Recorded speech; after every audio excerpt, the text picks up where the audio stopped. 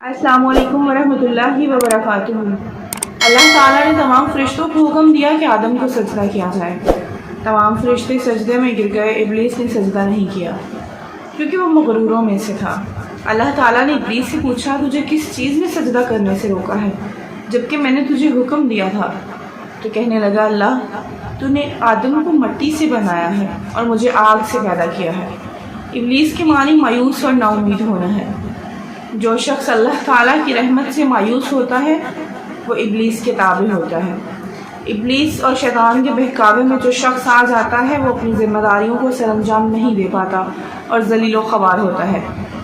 اللہ تعالیٰ نے فرمایا، جو عرش سے اتر جا، تو نے تکبر کیا اور تو ذلیل و خوار ہوا۔ کہنے لگا، مجھے قیامت تک کی مہلت دیجیے۔ اللہ تعالیٰ نے فرمایا، جا تو مہلت دیے ہوئے میں سے ہے۔ کہنے لگا، میں تیرے بندوں کو بہکاؤں گا، انہیں اپنے گھیرے میں رکھوں گا، وہ تیرا شکر تک ادا نہیں کریں گے۔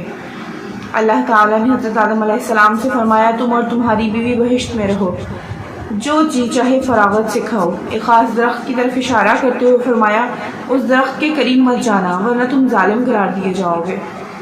ایک دن شیطان نے سوچا ان کے دلوں میں وسوسہ ڈالے۔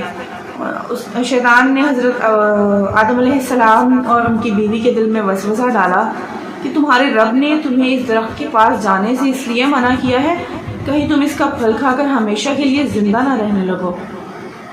ان کو بہکا کر اس درخت کے پاس لے گیا۔ حضرت آدم علیہ السلام اور ان کی بیوی نے اس درخت کا پھل کھا لیا۔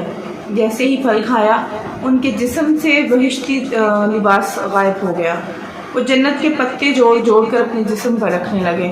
ان کے رب نے انہیں پکارا اور کہا، کیا میں نے تمہیں اس درخت کے پاس جانے سے منع نہیں کیا تھا؟ کیا میں نے یہ نہ کہا تھا کہ شیطان تمہارا دشمن ہے؟ تو حضرت آدم علیہ السلام اور حوا دونوں سے غلطی ہوئی تھی کیونکہ انہوں نے اللہ تعالیٰ کا حکم نہیں مانا۔ ان دونوں کو اس غلطی پر سخت ندامت ہوئی۔ انہوں نے اللہ تعالیٰ سے معافی طلب کی اور دعا کی، اے اللہ ہم نے اپنے نفس پر ظلم کیا ہے، اگر تو ہم پر رحم نہ کرے اور ہمیں معاف نہ کرے تو ہم سخت نقصان اٹھانے والوں میں سے ہیں۔ اللہ تعالیٰ نے حضرت آدم اور حوا کو دونوں کو زمین پر اتار دیا اور فرمایا، تم دونوں ایک دوسرے کے دشمن ہو، تمہیں زمین پر رہنا ہے ایک خاص وقت کے لیے، اور اگر میری طرف سے کوئی ہدایت آئے تو جو شخص اس ہدایت کو مانے تو اسے کسی بات کا اندیشہ نہیں، اور جو اس سے میری نصیحت سے منہ موڑے گا اس پر دنیا کی زندگی تنگ کر دی جائے گی اور اس کو قیامت کے دن اندھا اٹھایا جائے گا۔ جب حضرت آدم علیہ السلام آسمان سے اتر کر زمین پر آئے تو فرشتوں کی پاکیزہ گفتگو سے محروم ہو گئے۔ ان کا دل اداس رہنے لگا تو انہوں نے ایک دن اللہ تعالیٰ سے دعا کی اور عرض کیا، اے اللہ میں فرشتوں کی صحبت سے محروم ہو گیا ہوں۔ تو اللہ تعالیٰ نے فرمایا، آپ مکہ معظمہ جائیں، وہاں پر میرا گھر تعمیر کریں، طواف کریں، نماز پڑھیں۔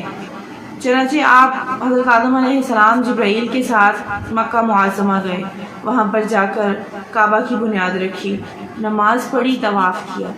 حضرت آدم علیہ السلام کی کہانی سے ہمیں سبق یہ ملتا ہے کہ اللہ تعالیٰ کا جو حکم ہو ہمیں وہی کرنا چاہیے، اور جس بات سے اللہ تعالیٰ نے منع فرمایا ہو وہ ہرگز نہیں کرنا چاہیے۔ یہی عبادت ہے اور عبادت نیکی ہے۔